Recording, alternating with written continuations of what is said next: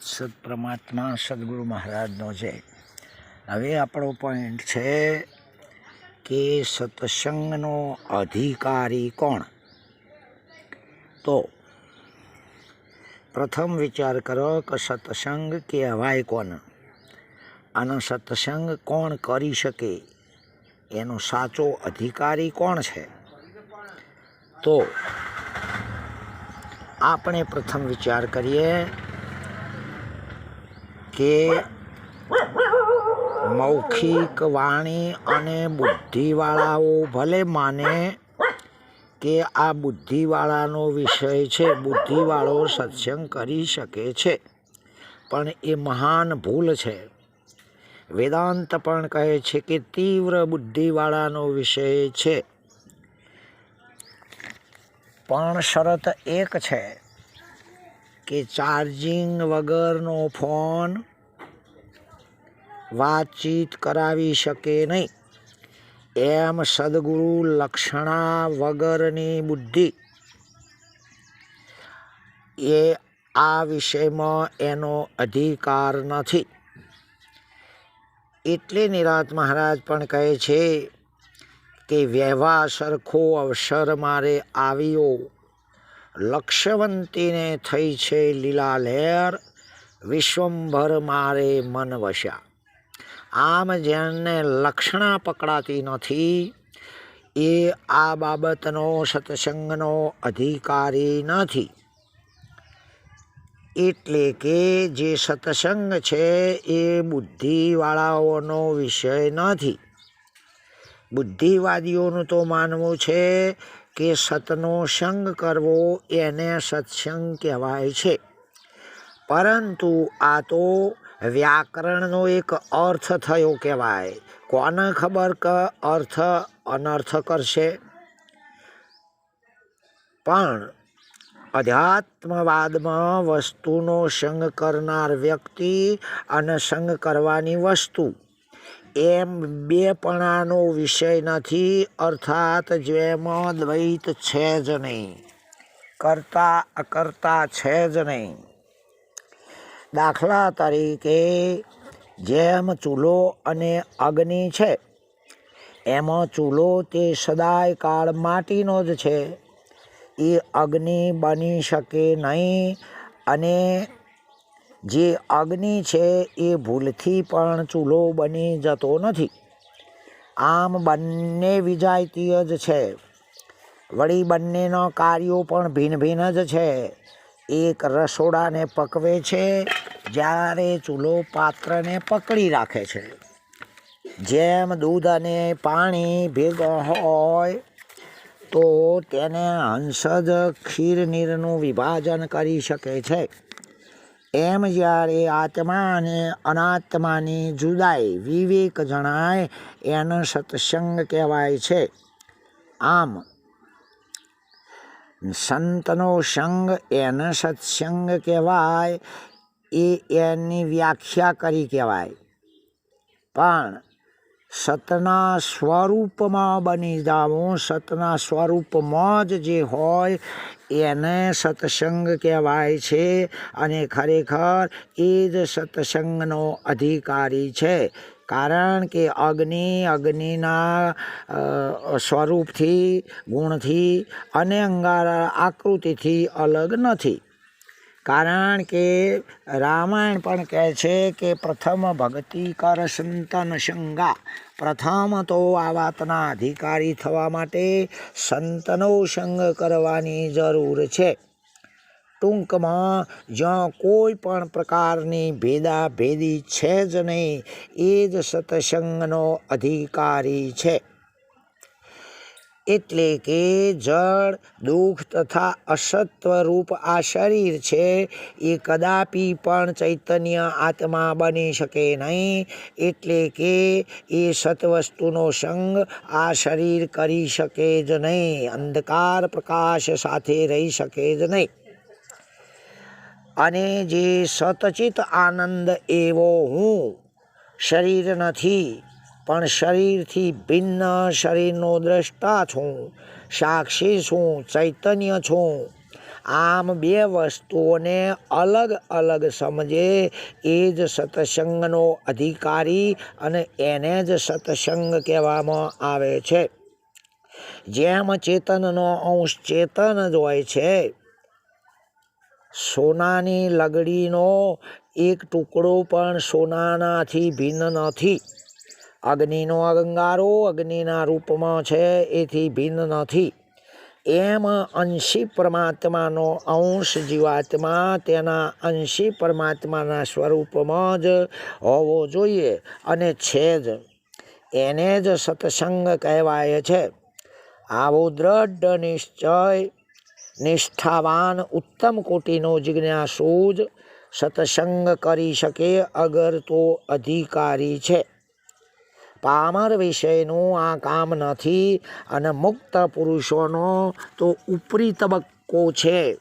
જેમ વાઘ ગોળી મારનાર તરફ જુએ છે અને કૂતરો બિલાડો અને ચોમાચીડીઓ મારેલા પદાર્થને જુએ છે, એમ વાઘ જેવું જેનું તીવ્ર શબ્દ લક્ષાર્થ છે એનો જ સત્સંગમાં અધિકાર અગર તો હક છે.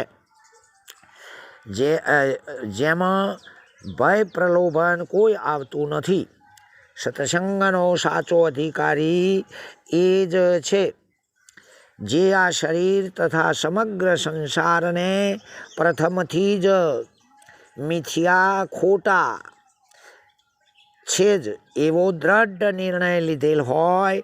વેદ નિષિદ્ધ કર્મોને સ્વપ્ને પણ યાદ કરતો ના હોય. સંત શાસ્ત્ર કે સદગુરુના વાક્યને જે શિલાલેખ માનતો હોય અને પોતાના એક કાર્યમાં મૂળ હેતુને ખ્યાલમાં રાખતો જ હોય.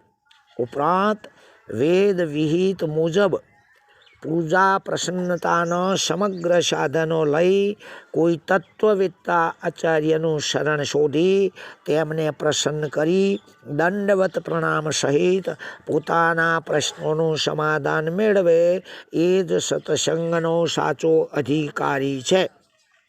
માટે વેદાંત 4 શરતો બતાવે છે. અધિકાર, વિષય, પ્રયોજન, સંબંધ. જે સતત અભ્યાસ તથા સંપૂર્ણ વૈરાગ્યવાન હોય એ જ સત્સંગનો અધિકારી છે. તો જ કાર્ય સિદ્ધ થાય એમ છે. માટે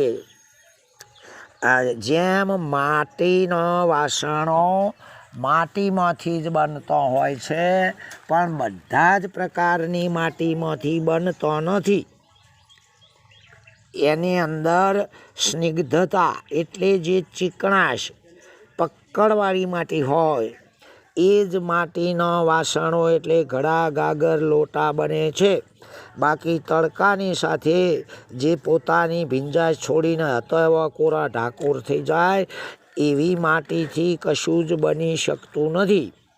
એમ જેની પક્કડ કેવી હોય, જેમ ઘો પકડે તો આપણે જોઈએ કે એક ઘોના પૂંછડે દોરડું બાંધીને આખું લશ્કર કિલ્લા ઉપર ચડ્યું પણ ઘોને મચક ના આપી. મંકોળો પકડે પણ માથું મૂકે પણ છોડે નહીં. સાપ પકડે, ઊંટ પકડે કે પછી મડા મૂઠ જેની પકડ હોય આવી પકડ હોય, માથો જાય પણ મૂકે નહીં અને આવેલી ચોટ કદાપી ચૂકે જ નહીં. એ જ અધિકારી છે. બાકી ભય પ્રલોભનની માન એટલે કે મન અને વાસનાઓની જેનામાં ભસ્મ થઈ જ નથી, બળ્યો જ નથી, મટી જ નથી એવાના જીવન બરબાદ છે અને તેઓ પોતે જ તેના જવાબદારી છે.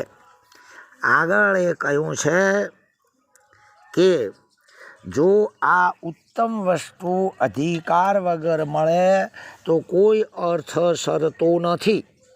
અને જો અધિકારી આ બાબતનો ના હોત તો બધા જ આજે દિલ્હીની ગાદી ઉપર બેઠેલા હોત. પરંતુ જેના જે અધિકારી હોય એ વસ્તુ એને પ્રાપ્ત થાય છે. કારણ કે 18 દિવસ નહીં પણ રાત્રિ દિવસ કદાચ મહાભારતનું યુદ્ધ ચાલ્યું હોત તો પણ નગારો તો જેનો વાગતો હોય એનો જ વાગે છે, બાકી બધા જ ખોટા ઉધામાં છે. એમ સત્સંગ એ જેનો અધિકારી છે એને સમગ્ર બાબતો લૂણ વગરની એટલે ફિક્કી લાગે છે. કદાચ ભલે ને આવીને ગંગા સતી કહે છે કે કદાચ દ્રવ્યના ઢગલા કરી દે પગોમાં, રાજ સિંહાસનો મળી જાય, છતોય પણ અરે રાજા ખુદ પોતાનો મુંગટ સોંપી દે છતોય પણ જે ચલિત ના થાય એવો પુરુષ આ સત્સંગનો અધિકારી છે. અરે નિરત મહારાજ પણ કહેશે કદાચ ગગન ચલે પણ સંત ના ચડે, શિવ બ્રહ્માને પણ શરમાવી દે એવો પુરુષ આ વાતનો અધિકારી છે. માટે કહ્યું છે કે સદગુરુ શબ્દના થાવો અધિકારી. પ્રથમ તો પણ ઘણા બુદ્ધિવાદીઓ એવો અર્થ કરતા હોય છે કે એવું કોઈ આમાં શરત નથી. અરે શરત નથી તો સુરતા પણ જાગવાની નથી. બધી જ વાતોમાં જે કોઈ પણ હોય એમાં એની શરતો હોય છે. એમ અધ્યાત્મ વિષયમાં પણ કોઈ દિવસે બે વાતો ભેગી નભવાની નથી. ફૂલનો રસય ચાખવો છે, હા, અને ગ્યાગો એની ગોળીઓ નહીં છોડવી નથી. તો બે વાતો કદાપી બનવાની નથી. પોતાનું એ રાખવું છે અને સદગુરુનું એ રાખવું છે. બે વાતો બનવાની નથી. જો પોતાનું જ રાખવું હોય તો અધ્યાત્મ વિષય એવો નથી. અને જે કોઈ હોય એ સદગુરુ કૃપાએ કરીને હોય, આવું માન્ય હોય તો આપણા તમામ સદગુરુના મતમાં આપણા મત પડવા જોઈએ. એ જ પુરુષ સત્સંગનો અધિકારી છે. આગળ એ ઘણા ભજનો પણ એવા છે કે સંતપણ નથી મફતમાં મળતો. જોઈ આખું ભોજન. અરે કોઈ પણ શાસ્ત્ર વેદવાણી દરેક વસ્તુ માટે એના અધિકારી બતાવે છે. અને અધિકારી વગર કદાચ પરસેવો પાડ્યો નથી અને રસ્તામાંથી 500ની નોટ જડે તો એમાં બે શરત છે, એ વાપરતો પાછો નહીં પડે પણ બધાને જોતો જગ જાહેર નહીં વાપરી શકે, કારણ કે એના પરસેવાની નથી. પણ જાત મહેનત હોય, હા, પોતાનું. અરે ઘણા મતો એવું પણ કીધું છે કે ઉશીનું એ ઉશીનું અને જાત મહેનત જિંદાબાદ. માટે આનો અધિકારી હોય એ જ અધિકારી દીપે છે. બાકી કોઈ પણ ગમે ત્યાં અવર જવર આવતો જતો આવીને ટોળો કદાચ પોતાનો જ ટોળો અને પોતાની જ વાહ આ સત્સંગનો અધિકારી નથી. કારણ કે અધિકારીને કોઈની અપેક્ષાઓ નથી, કોઈ વિષય અગર તો વ્યક્તિની કોઈની જેના નિરપેક્ષિત હોય છે એ જ સત્સંગનો અધિકારી છે. ઓમ તત્સત. પરમાત્મા સદગુરુ મહારાજની જય.